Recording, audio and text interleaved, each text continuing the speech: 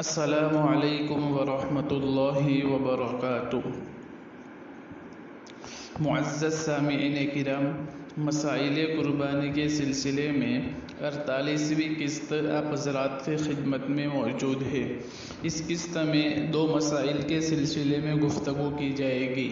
مسئلہ نمبر 1، چرم قربانی کی رقم طلبہ کو دینا بہتر ہے یا یتیم بیوہ کو؟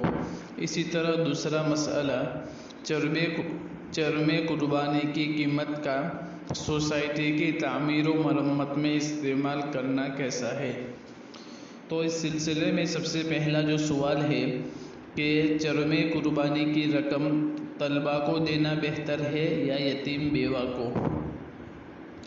تو سوال یہ ہے کہ قربانی کے چمڑے کی رقم غریب طلبہ کی اسکالرشپ میں دینا بہتر ہے یا گاؤں کے غریب و یتیم اور بیوہ کو؟ تو اس سلسلے میں شرعی جواب یہ ہے کہ قربانی کے چمڑے کو بیچنے کے بعد اس رقم کا حکم زکوٰۃ کا ہو جاتا ہے، اور زکوٰۃ کی رقم کہاں خرچ کرنا بہتر ہے اس کے متعلق فتاوی عالمگیری میں لکھا ہے کہ فقیر عالم کو دینا جاہل فقیر کو دینے سے بہتر ہے۔ فتاوی عالمگیری جلد نمبر 1 صفحہ نمبر 150۔ اسی طرح فقہ کی کئی کتابوں کے مطالعے کے بعد یہ بات معلوم ہوتی ہے کہ عام مسئلہ تو یہی ہے کہ زکوٰۃ کی رقم دوسرے شہروں کے فقیروں کو دینا مکروہ ہے۔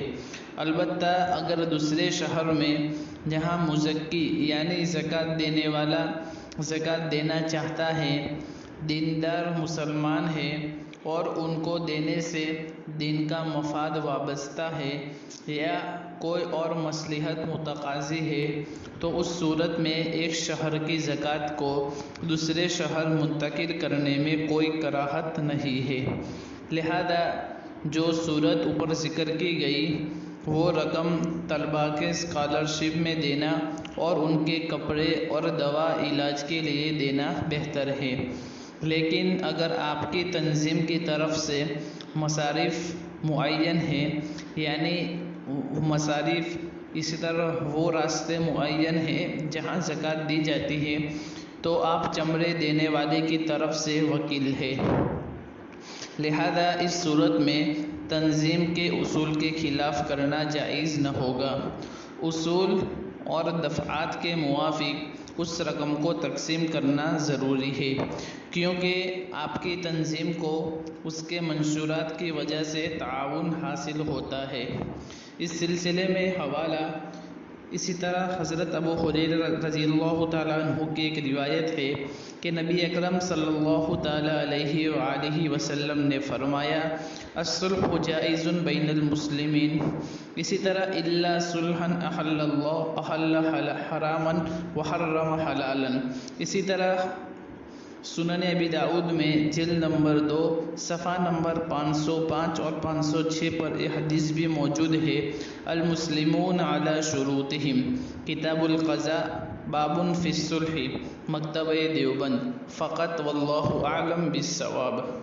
اسی طرح دوسرا مسئلہ، چرم قربانی کی قیمت کا سوسائٹی کی تعمیر و مرمت میں استعمال کرنا۔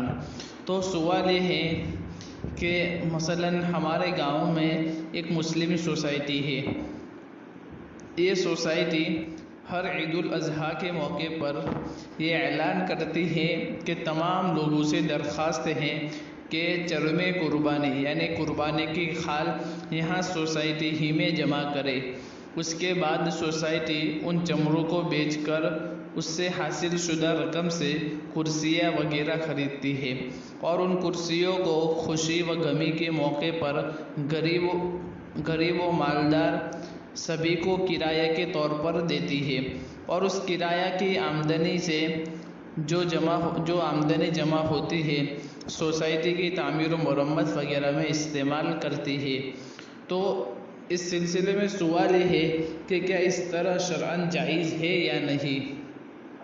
تو اس سلسلے میں جواب یہ ہے کہ جب چمڑے کو سوسائٹی کے کارکنان نے بیچ دیا تو وہ رقم زکوٰۃ کے حکم میں ہو گئی جس کا صدقہ کرنا واجب ہے، یعنی یہ رقم کسی غریب و مسکین کو مالکانہ حیثیت سے دینا ضروری ہے، اور جب تک غریب کو اس کا مالک نہیں بنایا جائے گا ذمہ داری ادا نہ ہوگی۔